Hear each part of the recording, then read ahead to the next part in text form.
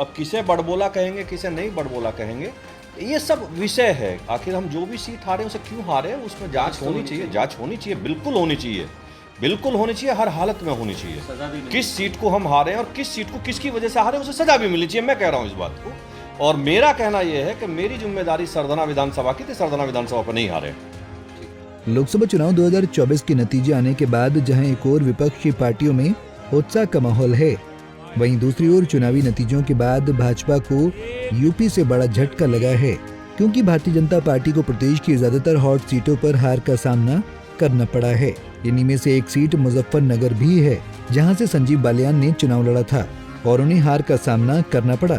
Muzaffarnagar Lok Sabha seat पर पूर्व केंद्रीय राज्य मंत्री संजीव बालियान की हार के बाद भाजपा के फायर ब्रांड नेता और पूर्व विधायक संगीत सोम का बयान भी सामने आया है।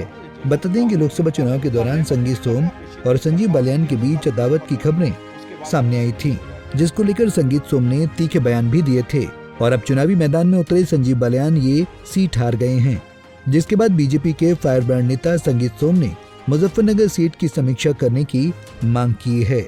वहीं संजीव बालियान की हार के बाद मुजफ्फरनगर सीट की समीक्षा करने की बात करते हुए संगीत सोम ने कहा कि सरधना विधानसभा सीट से संजीव बालियान नहीं हारे हैं, महज 45 वोटों का अंतर रहा है, बल्कि अन्य विधानसभा में संजीव बालियान को वोट नहीं मिले। मैंने सरधना विधानसभा सीट की जिम्मेदारी ली थी, जहां अपनी जिम्मेदारी को बखूबी निभाया।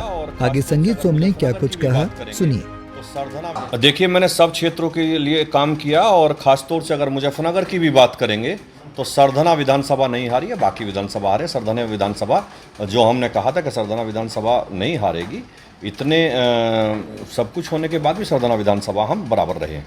अब देखिए, कहने वाले क्या कहते हैं उससे मुझे नहीं पता, लेकिन मुझे इतना पता है कि मैं भारतीय जनता पार्टी का कार्यकर्ता हूं और मैं, चूंकि सरधना विधानसभा उसी में है और सरधना विधानसभा पे मैंने कहा था यहाँ हारने नहीं दूंगा, तो ऑलमोस्ट वहाँ हम हारे नहीं है, करीब करीब हम बराबर रहे हैं।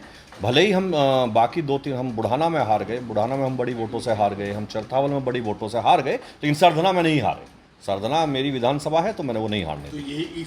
अगर मैं ही इतना बड़ा नेता हूँ तो फिर बाकी क्या कर रहे हैं, अगर मैं ही हर जगह खेल कर सकता हूँ।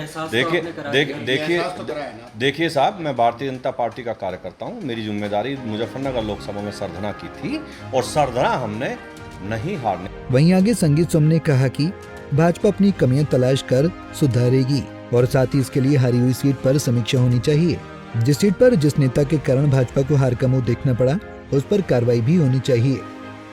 अब किसे बड़बोला कहेंगे, किसे नहीं बड़बोला कहेंगे, ये सब विषय है। आखिर हम जो भी सीट हारे उसे क्यों हारे, उसमें जांच होनी चाहिए, जांच होनी चाहिए, बिल्कुल होनी चाहिए, बिल्कुल होनी चाहिए, हर हालत में होनी चाहिए। किस सीट को हम हारे और किस सीट को किसकी वजह से हारे, उसे सजा भी मिलनी चाहिए। मैं कह रहा हूँ इस बात को, और मेरा कहना यह है कि मेरी जिम्मेदारी सरधना विधानसभा की थी, सरधना विधानसभा पर नहीं हारे। इसके साथ ही संगीत सोम ने तीसरी बार प्रधानमंत्री बनने जा रहे नरेंद्र मोदी को बधाई देते हुए जनता का आभार व्यक्त कर कहा कि मैं उन सभी वोटरों का धन्यवाद करता हूं, जिनकी वजह से 60 साल बाद तीसरी बार बहुमत के साथ नरेंद्र मोदी प्रधानमंत्री बनने जा रहे हैं। पंजाब केसरी टीवी के लिए मेरठ से आदिल रहमान की रिपोर्ट। हमसे जुड़े रहने के लिए हमारे YouTube चैनल को सब्सक्राइब करें और नई वीडियो की नोटिफिकेशन के लिए बेल आइकॉन को दबाएं।